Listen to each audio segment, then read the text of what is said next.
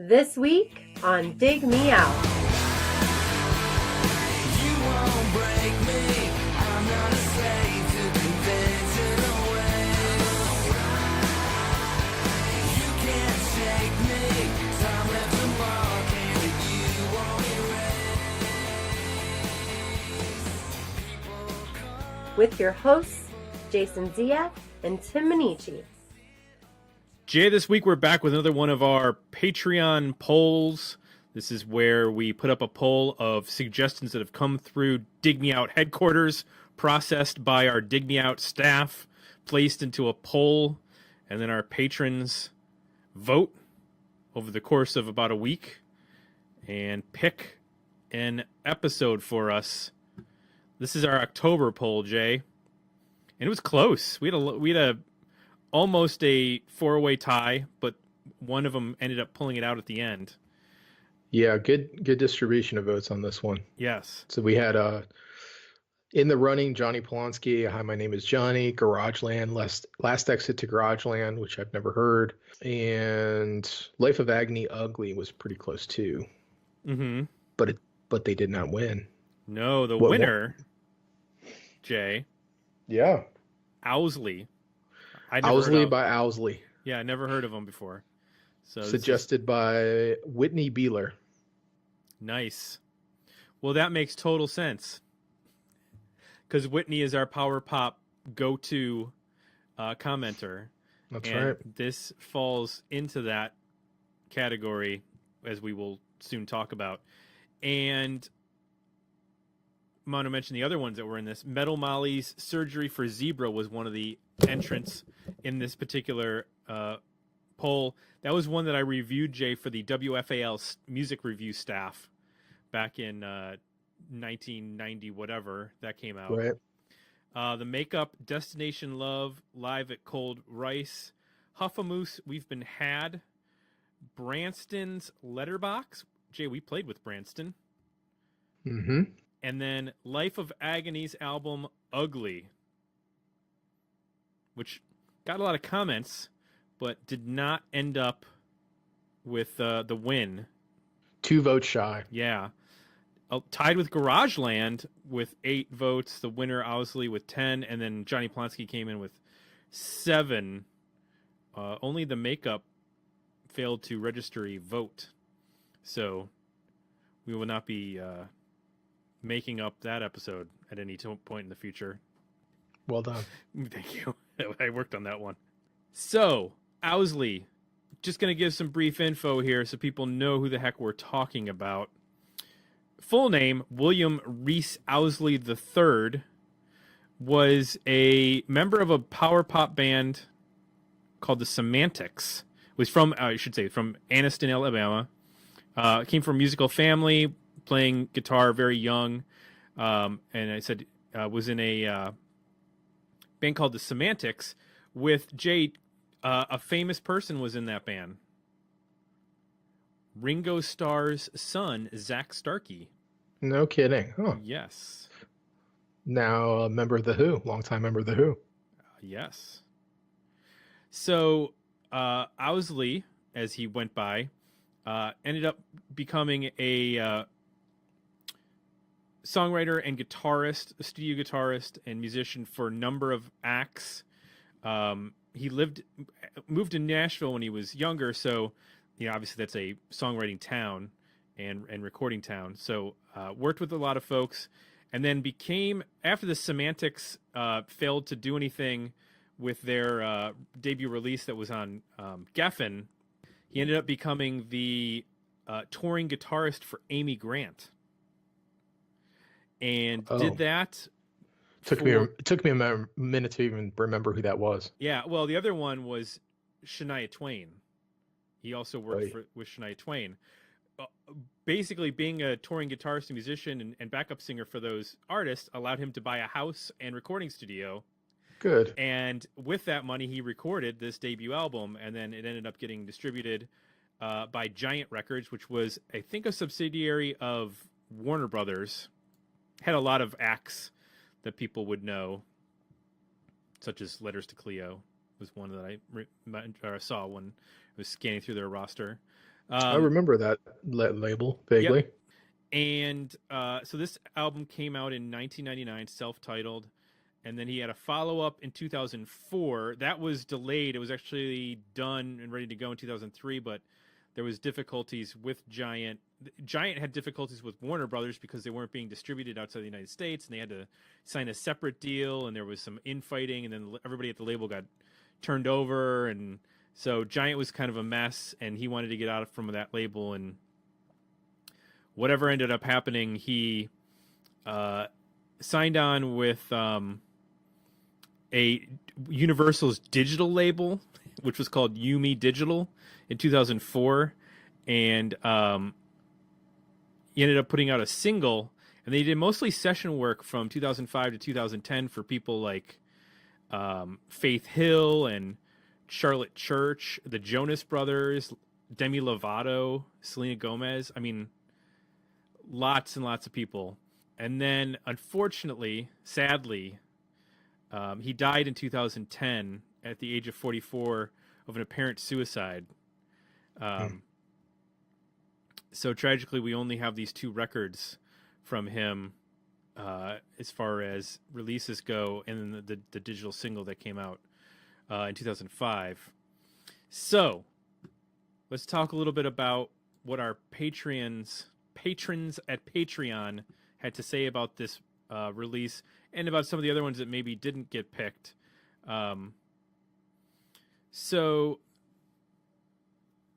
Whitney Beeler obviously said Owsley because it was his pick. Yep. Brandon Trammell said the makeup were amazing, but they're obviously not winning this poll. The Owsley record has some serious chops, and it is produced surprisingly well for the era. Doesn't sound dated at all to my ears, other than the fact that no one crafts smart and interesting pop songs on a big budget anymore. Keith Sawyer says, of these, Owsley and Garageland have the most appeal. Garageland record especially has some really wonderful songs. Can I split my vote? To which you replied, I can neither confirm nor deny. Darren Leach, not familiar with most of these, so I gave them all a listen. Metal Molly sounds interesting enough to revisit, maybe in the future. Eric Peterson said, Life of Agony all the way. Have you guys covered a New York hardcore band from the 90s? That's a good question. Not straight up hardcore, I don't think. Bands that had some maybe hardcore influence, but I don't think a straight up hardcore band. He says, Ugly is recorded, is a record that has stayed in my collection over the years. The first record, River Runs Red, is a masterwork of the genre and era, but it's a hard listen with its brutal honesty about depression and suicidal thoughts and impulses. Mostly I remember Ugly for their cover of Don't You Forget About Me, which is a great version of that song.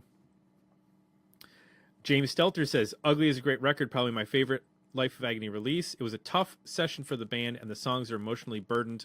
Not sure it gets my vote, though. I like Dig Me Out more for finding new bands. Maybe inadvertently this is a bid to get others interested in Ugly voting or not. That's interesting. If you already know the band pretty well, do you vote against them because you don't want us to actually listen to it?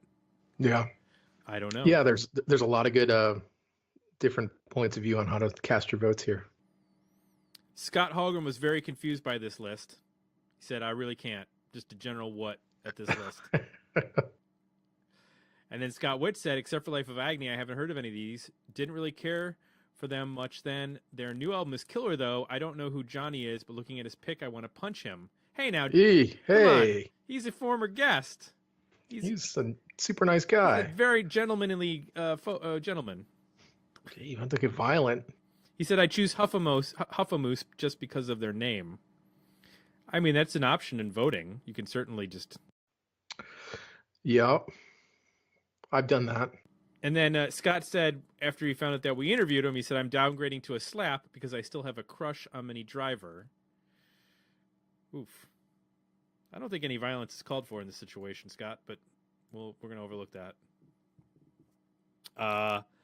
And then Frank Garcia Hell says, some obscure ones here. I remember Blind Spot by Branson being a cool song. Sounded like a fuzzed out Green Day meets Jawbreaker. Hi, my name is Johnny. Had some catchy lo-fi pop stuff in a Frank Black, Ben Queller, Matthew Sweetway. Garageland has some charming alt indie pop I really dug. The Makeup was a super interesting band that had some really cool songs that sound, but I had to be in the right mood to listen to them. I had completely forgotten about Owsley. They had gotten a little airplay in our market, and I remember them fitting into that late 90s catchy alternative pop rock scene, kind of like an OK Go that can actually write songs. Is that mean? The song Sunny Boy almost rips off Saturday in the Park. We'll get to that. Pass on Huffamoose, they reminded me of Dishwalla, one-hit wonder, radio festival kind of band. The lyrics to Enigmatic make me cringe. I remember my friends loving that Life of Agony album. I thought it was fine. Don't remember Metal Molly. I'm rambling. Sorry, my vocals to Garageland. And then Ian Wobble said, I'm really surprised or disappointed by the last few polls, to be honest. I will be voting for Last Exit to Garageland, which I do have floating around here somewhere. Nice to see some Kiwi alt rock in the list. Ian, I don't know how to take that. Like, you know we don't pick these bands, right? We're literally putting them in the polls based on the order in which we receive them. That was the next 8 bands or albums that were suggested to us. but I think this is such a good. I don't know. I feel like this was a really good mix. We got like a heavy band in here. We got some pop. We got some emo-ish stuff, some weird stuff. Like, yeah.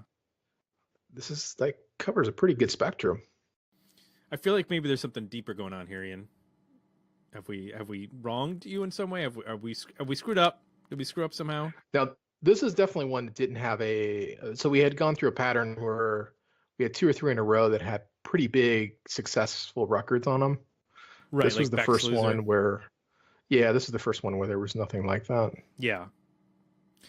Yeah, that's true. Or Mellow Gold, not Loser. Loser was the song. If you would like to complain about our polls, you can join us at Patreon for just $1 a month. That's patreon.com/digmeout. And very soon we'll be announcing some 4th quarter giveaway information, but not today. So let's get to the record, Jay. Owsley, 1999, by Owsley, or Will Owsley.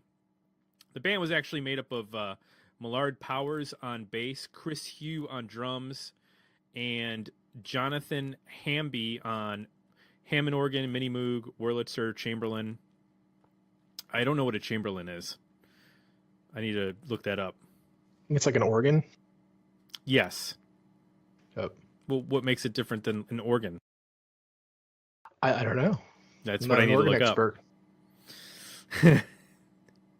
And there's a number of additional musicians who appear on just 1 or 2 tracks. So let's talk about this record. Came out in 1999 on Giant Records. We mentioned it. Jay, tell me one thing you liked about the self-titled 1999 debut album by Owsley. Craft. There's a ton of craft on this record, from songwriting standpoint to the musicianship to the production. Everything is very well crafted, very well considered. A lot of clever songwriting techniques, a lot of good vocal layering and harmonies. Covers a pretty good spectrum of, I guess, sounds as well. The performances are all very strong. So, this definitely sounds like a person or a group of people that have studied at the Church of the Beatles, and a lot of good, power pop sort of influences to come together on a sound that's, I think, more pop than power for me, though. I think for a lot of this record, it borders on almost a straight pop record. If you took the guitars out a little bit, these are all legitimate pop songs, or the majority of them are. So I'm not sure if I hear the power in a lot of this record, but it's certainly pop. It's certainly well crafted and well recorded. Before I get to my one thing, I think there's definitely some guitar pop rock in the power pop sense on a number of the tracks, like on Oh No, The Radio, I'm All Right, Zavelow House. I think those all have pretty strong guitar rock centered song, or are guitar rock centered songs.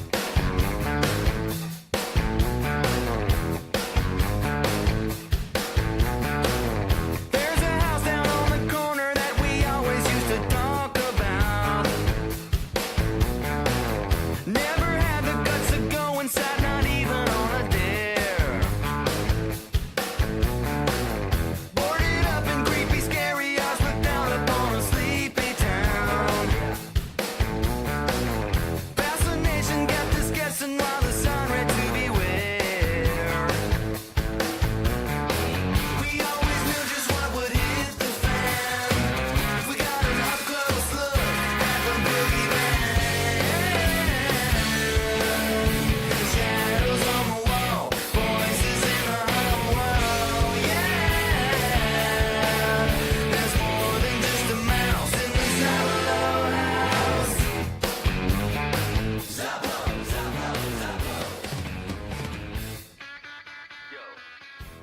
I don't think it's a straight power pop record, and I'll get into that a little bit more. The one thing I really like about this record is, you know, putting it on headphones. There's so many cool sounds. It's so meticulously like put together. Like Brandon said, it doesn't sound dated. You know, interestingly enough, it's even though it's a quote unquote major label record because it came out on Giant, which was a subsidiary of a major label. This was all recorded at his home studio, and all they did was do a remix before it was released. So everything you're hearing is what he recorded with his band, and it sounds really good. Mm-hmm. And you know, when you jump around from song to song, you hear a through those sounds so many different cool influences. You know, on like track 7, I mentioned Zavelow House. It's got a great like classic synth sound on that track, and the song Sunny Boy was brought up. That has a Saturday in the Park, but also it had a very like John Bryan kind of feel with that like 70s singer-songwriter piano thing and the melodies that he's got on that song. But again, it's just everything sounds like perfectly placed. He picks the right spots. They do like a in track 3, Coming Up Roses.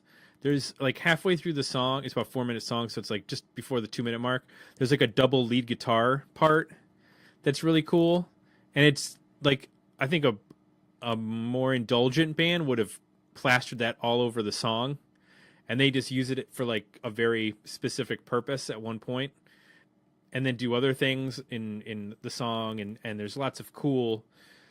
You know, we mentioned about the various organs uses, the Wurlitzer and the Chamberlain and stuff like that. You really hear that throughout the record. Lots of interesting organ and keyboard parts. Round and round and round she goes, and where she stops nobody knows but God above. It's starting to rain and you're running for cover like she ran to the arms of another. One day you'll wake up and you'll be able to forget the sadness, get into the gladness of love and its way, and you will not fight it while everyone dozes. You're coming up roses. You will learn to try again when you get to second wind.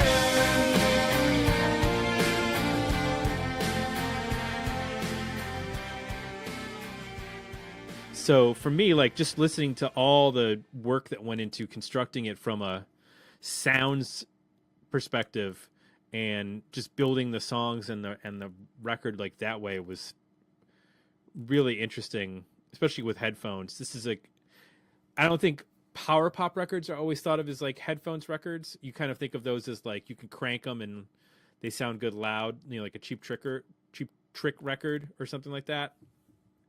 But this has a lot of nuance to it, that which is why I think it maybe is not as pure a power pop record as maybe it's been described by other folks, specifically like Wikipedia, which calls the genre power pop and rock. I think there's a little bit more going on to this record. What about you? Do you think there's more going on? There is. I mean, from the production standpoint alone, I guess it's more, to me, it's probably closer to like Jason Faulkner, Jellyfish, Yeah. the Grays, that type of thing.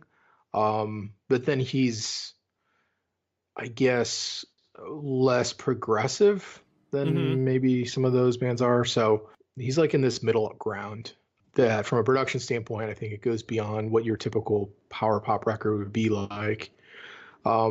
I think that leads me to like where I struggle with this record, in that I listened to this record a ton. I've listened to it for several weeks, and I am just struggling to really grab anything. Like nothing stands out to me. Nothing.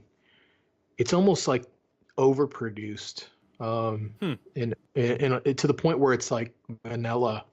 Vanilla Ice Cream. You know, it's just, and I think I'll walk back. I guess I'll walk back my comment about it a little bit about it being more pure pop. I guess what I'm saying is that it doesn't have enough edginess to it.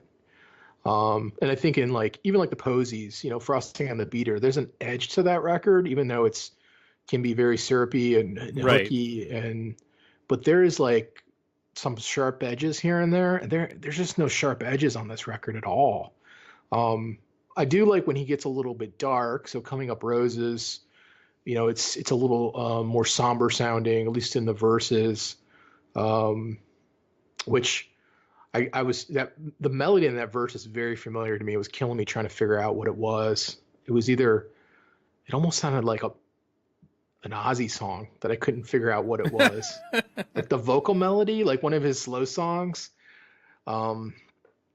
It was killing me trying to figure out what the hell it is. It sounds very familiar. It was either the Beatles or, which Ozzy actually rips off the Beatles quite a bit in most of his ballads, the melodies he uses and stuff. So anyway, the darker material works better for me.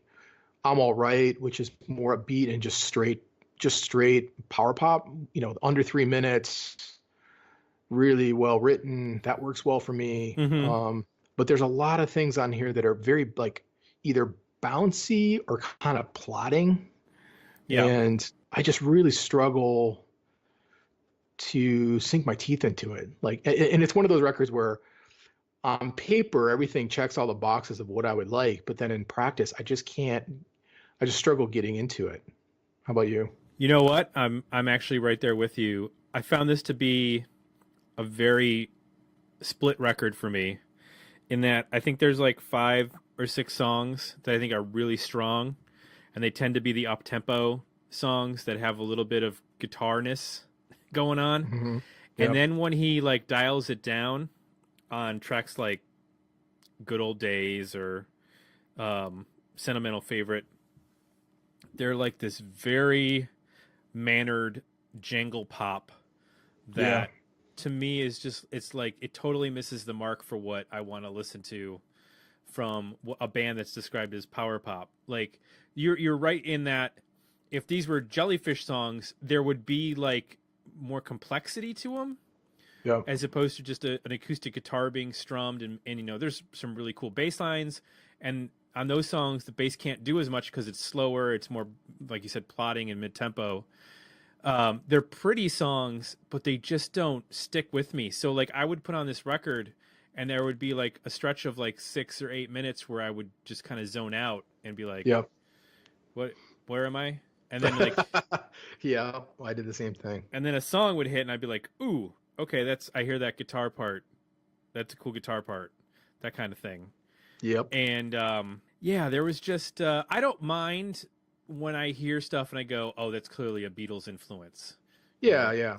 I don't have an issue with that. That to me is, I mean, that happens with regards, Yeah, especially with it's regards to fine. power pop and jangle pop.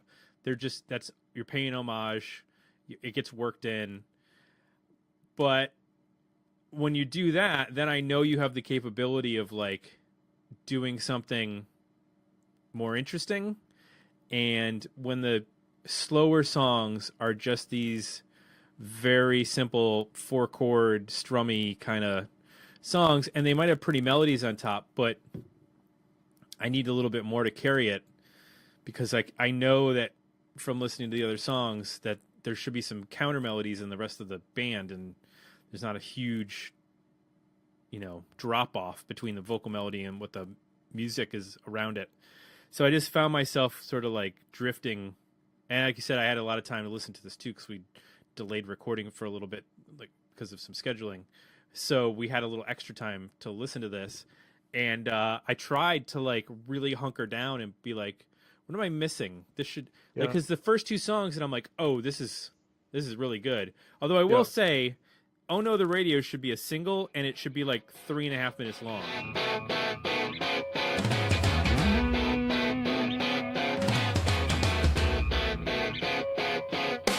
Oh no, the radio just got me by the ears and won't let go. Oh no, the radio is playing that song again. No, no, no, no, no, the radio follows me everywhere.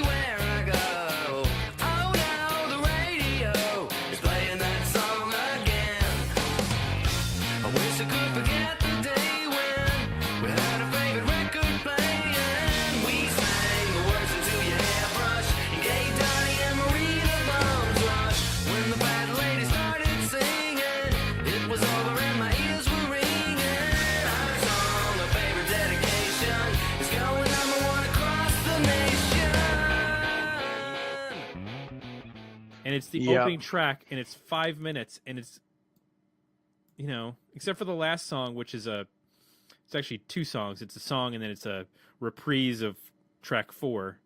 It should not. All the other songs are tight, so I don't understand why they did that on the first song.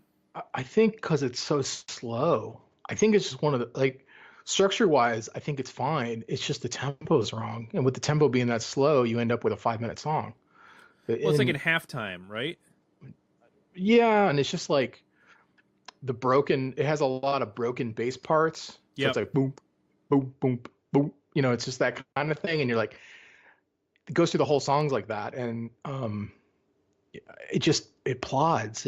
You feel like you're just dragging to get through it. Yeah. And I mean, it's tough because when you're listening to it, you're like, well, there's nothing wrong with this part or that part. There's some records we review, we're like, oh boy, that part's terrible, that lyric's terrible, or this song, it doesn't make sense. It's more just maybe they needed a producer, or maybe like somebody to kind of come in and challenge. I don't know the dynamic in the the band, but somebody to come in and challenge and say, hey, this could, why don't we speed this up, or maybe cut this part out. Or it's probably the best example of what's wrong with the record is just track 1 to me. When you first listen to it, you'll be like, oh, this is nice enough. But when you start to go through the record several times and kind of come back to it, you start to realize like, oh, this is 5 minutes long. Why the hell is this song 5 minutes long? And boy, this doesn't really go anywhere. And it's got a great little guitar solo in it. And it's got nice pieces and parts. The organ in the verse is nice, but together it doesn't work from a power pop standpoint. And I'm Alright, I think would probably been a much better album starter. That's sort of in the classic like Cars / Fountains of Wayne mold. Yeah, that song. And a song like Good Old Days, I mean, that's just adult contemporary rock. Yeah. Like, you know what I mean? Like just strummy, kind of bland, nothing. When I was listening to that song and I wrote down Duncan Sheik and Sister Hazel. Yes. Yes, those are exactly the bands I was thinking of. Because we went through the late 90s. We had a flood of adultish, alt rock that those bands, and even Toad the Wet Sprocket, and there was a bunch of others that would have fit in perfectly. Yeah, that's the tough part. Like, I guess because I don't expect that from Toad the Wet Sprocket in terms of like these, Beatlesque harmonies and, edgy sort of guitar riffing on certain tracks, that when they do what they do, I'm totally cool with it because that's their thing.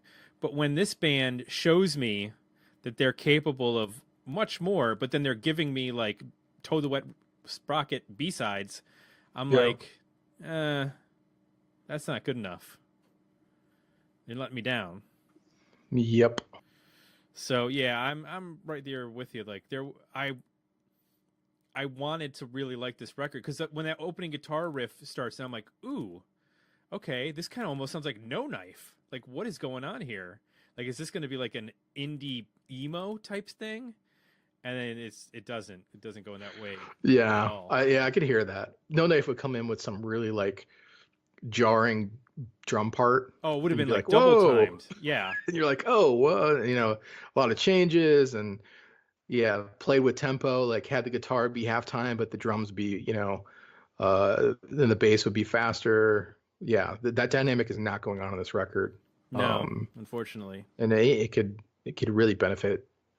It's like it's missing one player or one voice to kind of bring it together and make it special.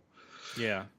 It kind of sounds a little bit like you would imagine, somebody, noodling on their own record on their own time in their own direction, I mean, it has that feel to it of, being one dimensional, I guess. Yeah. Yeah. So let's give our overall rankings then, Jay. Worthy album, better EP, decent single. I'm going to go with an EP. I would say I'm Alright, Coming Up Roses, the Homecoming song, and maybe Zavelow House. Mm-hmm. It's a kind of a fun tune. It sounds a little bit like middle era Weezer. But I got a little Supergrass out of that, actually. Okay. I think the rest of the record's fine. It's just forgettable. Yeah. Yeah, I agree with you. EP, a lot of the same songs. I don't mind Oh No the Radio. I just wish it was shorter. But I'm at like 4 or 5 songs. Yeah. Yeah, this was perplexing. For as much time as I spent with it, I was hoping I would absorb it more. But the more I listened to it, the more confused I got by why I wasn't liking it like I should have. And as much as people talked about. Yeah, I felt bad. But hearing you describe like losing focus, and that's exactly what I was going through. And that's why I think I had to listen to it so much. I just kept playing it over and over again, thinking maybe I just been distracted, or I got stuff going on at work or whatever. Like this time around, I'll catch something, and it never caught. It was weird. Yeah. I mean, by this point, I know all the songs, like all the hooks and stuff, because I've listened to it so much. But that's just been because I had to for the show, not that I wanted to. Yeah. All right. Well, we want to thank everyone who participated in our October poll. Our November poll just wrapped up, and we'll be reviewing that record in December, because we're always a month behind, obviously, on the poll. So that means soon our December poll will go up at, well, wait a minute. Yeah. Right? Yeah. Our December poll will be next, and we'll review that in January. So if you'd like to participate in voting in our polls, you can go to patreon.com/digmeout. And for $1 a month, you can join us. You can also be entered to win in our quarterly contest. This one would be the 4th quarter coming up. And I can give you a preview of what we're going to have in December. Ooh. Jebediah, the Crockett's, the Honey Dogs, Tommy Keene, Uncle Green, UMI, and Sinead Lowen. Don't know most of those. I know a few. I know the Honey Dogs because there's a connection to Golden Smog. Okay. That's the only one I know. I don't think I ever listened to them. That's an interesting group. I look forward to checking out those records before they get voted on. And of course, you'll know. And our backlog's starting to free up, so we'll be asking for requests again here. Cool. Just go to digmeoutpodcast.com/suggest. And if you like what you heard, folks, please consider leaving us some positive feedback over at iTunes. For Jay, I'm Tim. We're out, and we'll be back next week with another episode of Dig Me Out. Thanks for listening. To support the podcast, visit www.patreon.com/digmeout and become a monthly subscriber at www.digmeoutpodcast.com, where you can find links to our Facebook, Twitter, and Instagram pages, as well as our merchandise store at Zazzle.com. Sunglasses and whispers of words with a smile. A D-I-double